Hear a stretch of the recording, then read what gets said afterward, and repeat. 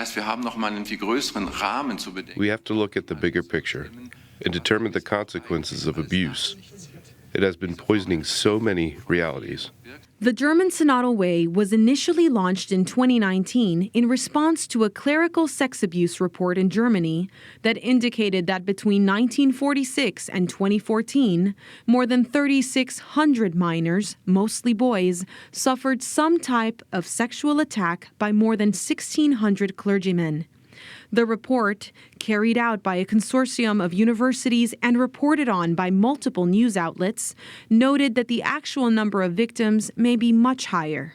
The German Synodal Path has brought together some 200 participants, including bishops, priests, nuns, and laity over the years, largely chosen from the radical Central Committee of German Catholics, to discuss the power in the Church, the priesthood, the role of women in the Church, and sexuality. I'm convinced that opening up celibacy will not be a loss for the Church.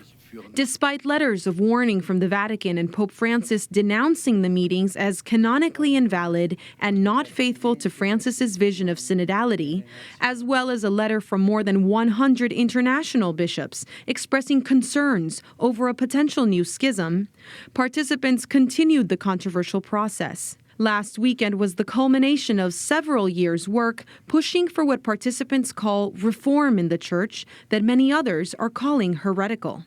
Delegates overwhelmingly voted in favor of adopting same-sex blessings, a practice we saw German priests perform 2 years ago in defiance of Rome.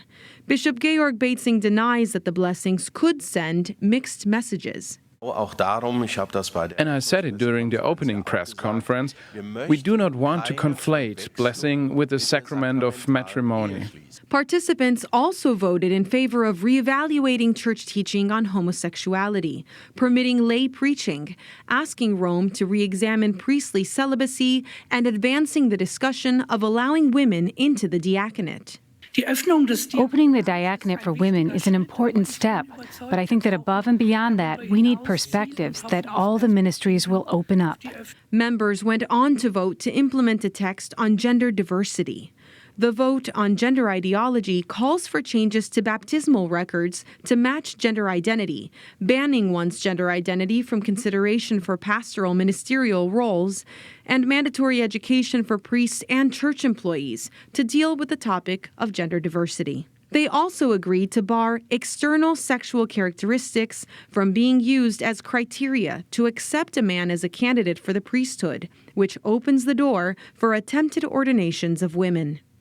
Just days before the final day of the German Assembly, Pope Francis blasted gender ideology as a thought process that erases humanity. In an interview published on March 10th with the Argentine daily newspaper La Nación, the Holy Father is quoted saying, "Gender ideology today is one of the most dangerous ideological colonizations.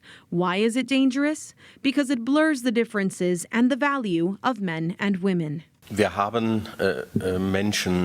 are people in the diocese who have difficulties with the resolutions, difficulties with the dynamic.